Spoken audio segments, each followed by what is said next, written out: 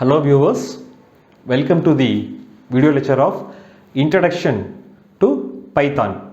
Python is a very familiar programming language used to develop various applications in current scenario. So in this video lecture, we are going to discuss an introduction about the Python.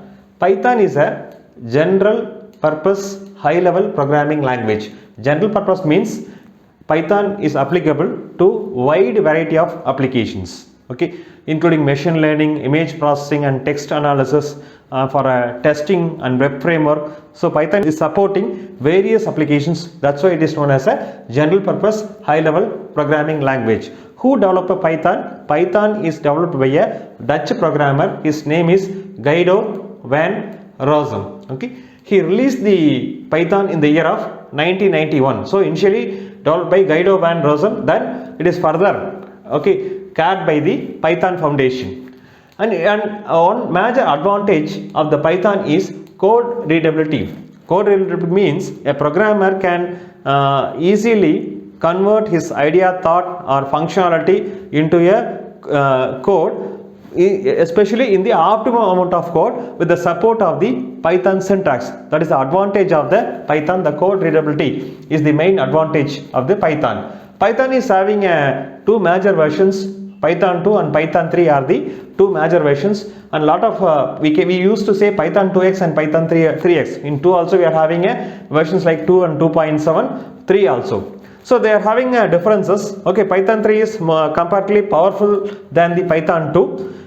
For example, here the print which used to display the output is a keyword in Python 2.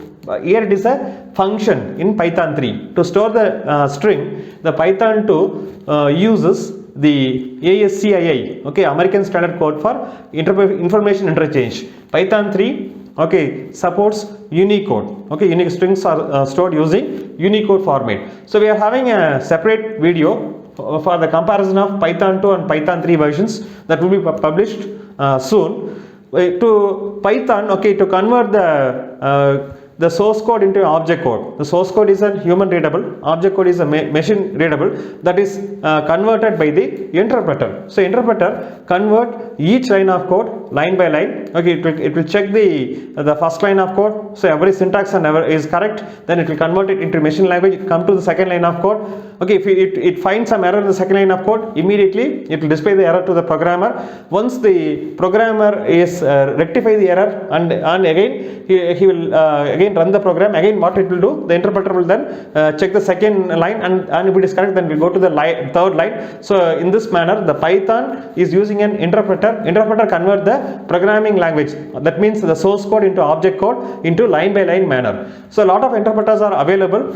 You are able to get a lot of interpreter development environment in the website python.org. So the various, we can say ideally integrated development environment. So various development environment are available like PyCharm and Spider and Eclipse PyDev. Lot of development environment are available. So you will find a lot of environment in the website python.org. Okay, kindly visit the website and you can download the appropriate environment which suits for you. Okay.